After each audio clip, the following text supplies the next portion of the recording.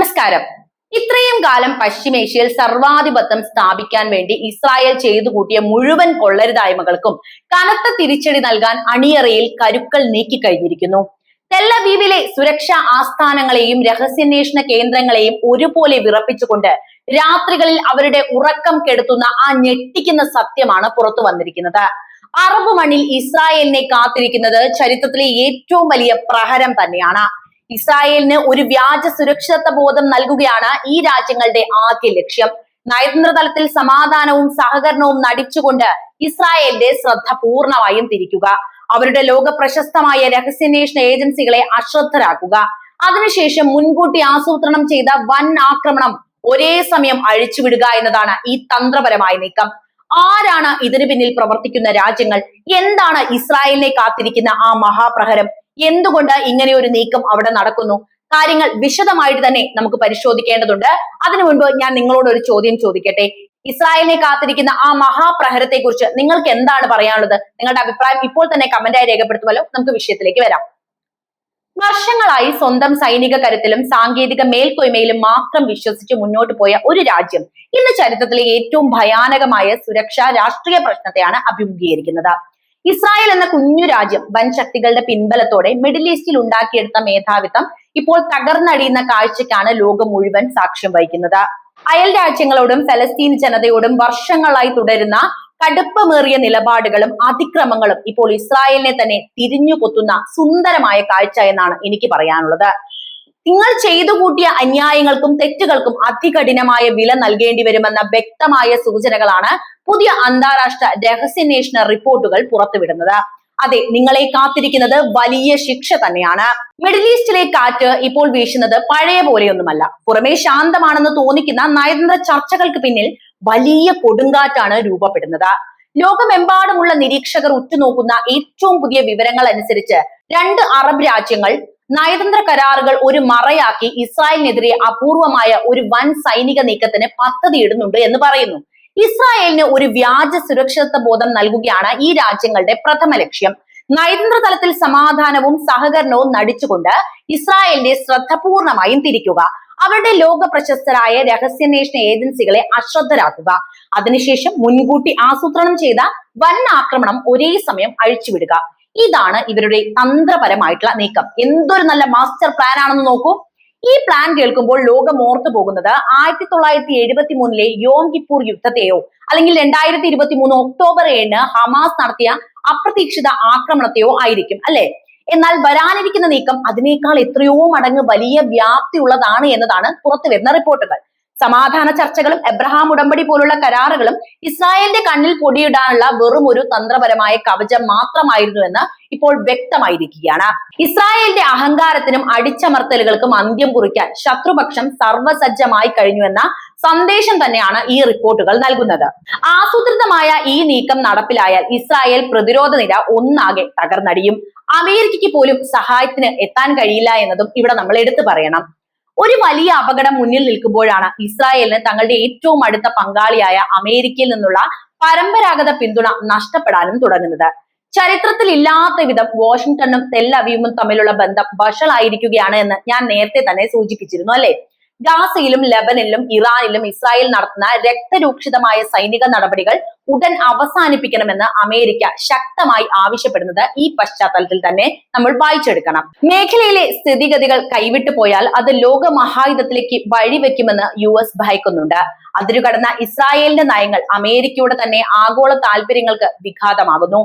അതിനാൽ ഗാസയിൽ നിന്നും ലെബനോനിൽ നിന്നും ഇസ്രായേൽ സേന ഉടനടി പിന്മാറണമെന്നും അവിടെ ഒരു അന്താരാഷ്ട്ര സമാധാന സേനയെ വിന്യസിക്കണമെന്നുമാണ് അമേരിക്ക ഇപ്പോൾ മുന്നോട്ട് വെക്കുന്ന നിർദ്ദേശം.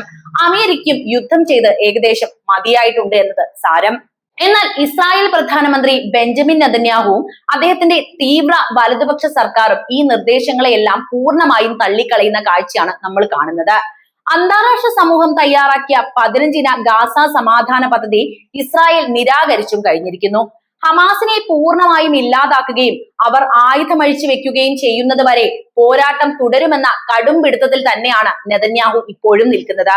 എന്നിട്ടും വർഷം 3 കാര്യങ്ങൾ എവിടെയും എത്തിയിട്ടുമില്ല.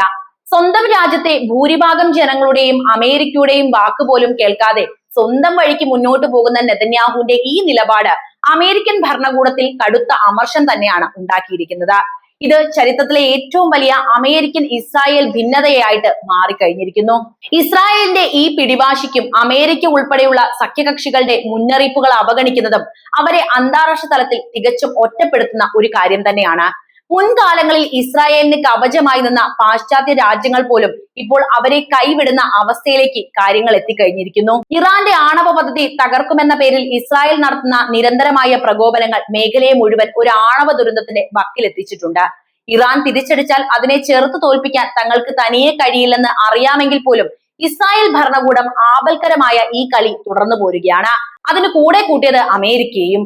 അമേരിക്ക യുദ്ധം ചെയ്ത് ഏകദേശം മടുത്ത മട്ടിലുമാണ്. തെക്കൻ ലെബനനിലും ഗാസയിലും താൽക്കാലിക വെടിനിർത്തൽ കരാറുകൾ പ്രഖ്യാപിക്കപ്പെട്ടിട്ടുണ്ട് എങ്കിലും ഇസ്രായേൽ പ്രതിരോധ സേന അഥവാ IDF അവിടെ ആക്രമണം തുടർന്നു വരികയാണ്.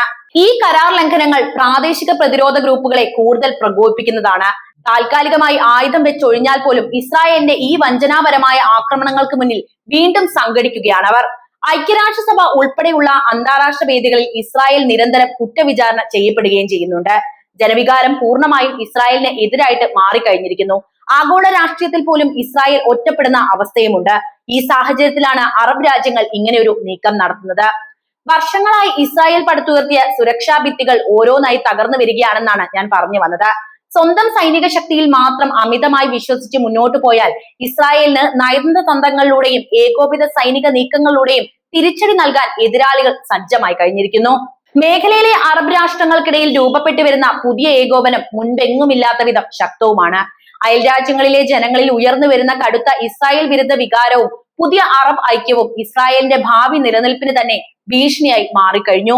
നിലവിൽ ഇസ്രായേൽ സൈന്യം തങ്ങളുടെ അടിയന്തര തയ്യാറെടുപ്പുകൾ നടത്തുന്നുണ്ട്. വ്യോമ പ്രതിരോധ സംവിധാനങ്ങളായിട്ടുള്ള അയൺ ഡോം, ഡേവിഡ് സ്റ്റിങ്, ആരോ എന്നിവയുടെ അടിയന്തര പരിശോധനകളും പരീക്ഷണങ്ങളും അവർ ഊർജിതമാക്കിയെന്ന റിപ്പോർട്ടുകളും പുറത്തു വന്നിട്ടുണ്ട്. വരാനിരിക്കുന്ന വലിയ ദുരന്തത്തെക്കുറിച്ചുള്ള രഹസ്യാന്വേഷണ സൂചനകൾ അവർക്കും ലഭിച്ചിട്ടുണ്ട് എന്ന് തന്നെയാണ് നമുക്ക് മനസ്സിലാക്കാൻ കഴിയുന്നത്. എന്നാൽ ഒരേ സമയം പല ഭാഗങ്ങളിൽ നിന്ന് ആയിരക്കണക്കിന് മിസൈലുകളും ഡ്രോണുകളും കടലിൽ നിന്നും കരയിൽ നിന്നും പാഞ്ഞു വരുമ്പോൾ അതിനെ ചെറുക്കാൻ ഈ പ്രതിരോധ സംവിധാനങ്ങൾക്ക് കഴിയില്ല എന്നതാണ് സൈനിക വിദഗ്ധരും വ്യക്തമാക്കുന്നത്. അതായത് ഇങ്ങനെ ഒരു സംഭവം നടക്കുകയാണെങ്കിൽ ഇസ്രായേൽ പെടുമെന്ന കാര്യത്തിൽ യാതൊരുവിധ സംശയവുമില്ല. ഒരു ബഹുമുഖ ആക്രമണത്തെ ഒറ്റയ്ക്ക് നേരിടാനുള്ള ശേഷി നിലവിലെ ഇസ്രായേൽ സൈന്യത്തിന് ഇല്ല എന്ന യാഥാർത്ഥ്യമാണ് നമ്മൾ തിരിച്ചറിയേണ്ടത്. ഗാസയിലെ ഗറില്ല യുദ്ധം മാസങ്ങളായി തുടരുന്നത് ഇസ്രായേൽ സൈന്യത്തെ ശാരീരികമായും മാനസികമായും തളർത്തിയിട്ടുണ്ട്.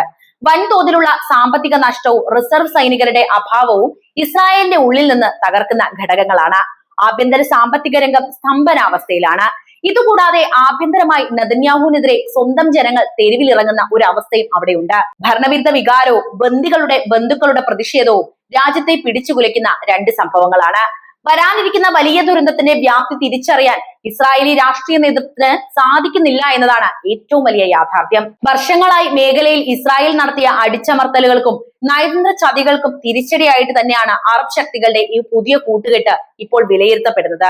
തങ്ങളുടെ അഹങ്കാരവും ആധിപത്യവും എന്നേക്കുമായി നിലനിർത്താമെന്ന ഇസ്രായേലിന്റെ തെറ്റായ ധാരണകൾക്കുള്ള കടുത്ത ശിക്ഷയാണ് ഇനിയുള്ള നാളുകളിൽ അവരെ കാത്തിരിക്കുന്നത്.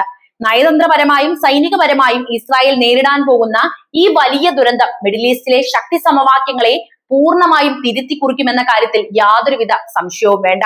അടിച്ചമർത്തപ്പെട്ടവരുടെ തിരിച്ചടി അത്രമേൽ ശക്തമായിരിക്കും. ഇസ്രായേൽ ചരിത്രത്തിലെ ഏറ്റവും ഭയാനകമായ ഒരു വഴിത്തിരിവിലൂടെയാണ് ഇപ്പോൾ കടന്നു പോകുന്നത് എന്ന കാര്യം നമുക്ക് മനസ്സിലായല്ലോ. ഈ യുദ്ധവും നയതന്ത്ര തന്ത്രങ്ങളും എങ്ങോട്ട് അവസാനിക്കുമെന്നും മിഡിൽ ഈസ്റ്റിന്റെ ഭൂപടം എങ്ങനെ മാറി മറിയുമെന്നും ലോകം വലിയ ആശങ്കയോടെ തന്നെയാണ് ഉറ്റുനോക്കിക്കൊണ്ടിരിക്കുന്നത്. ഇസ്രായേലിന്റെ ആധിപത്യം അവസാനിക്കുകയും പുതിയൊരു പ്രാദേശിക ക്രമം നിലവിൽ വരികയും ചെയ്യുന്ന കാഴ്ചയ്ക്കാണ് നാം സാക്ഷ്യം വഹിക്കാൻ പോകുന്നത്. വരാനിരിക്കുന്ന ദിവസങ്ങളിൽ സംഭവിക്കാൻ പോകുന്നത് കേവലം ഒരു സാധാരണ യുദ്ധമായിരിക്കില്ല എന്ന് നമുക്ക് ഉറപ്പിച്ചു പറയാം. മറിച്ച് ലോക ചരിത്രത്തെ തന്നെ മാറ്റിമറിക്കുന്ന ഒരു വൻ സാമ്രാജ്യത്വ പതനത്തിന്റെ കഥയായിരിക്കും നമ്മൾ ഇനി കേൾക്കാൻ പോകുന്നത്. ആരായിരിക്കും ആ രാജ്യങ്ങൾ എന്നതും ഇവിടെ എടുത്തു പറയേണ്ടതുണ്ട്.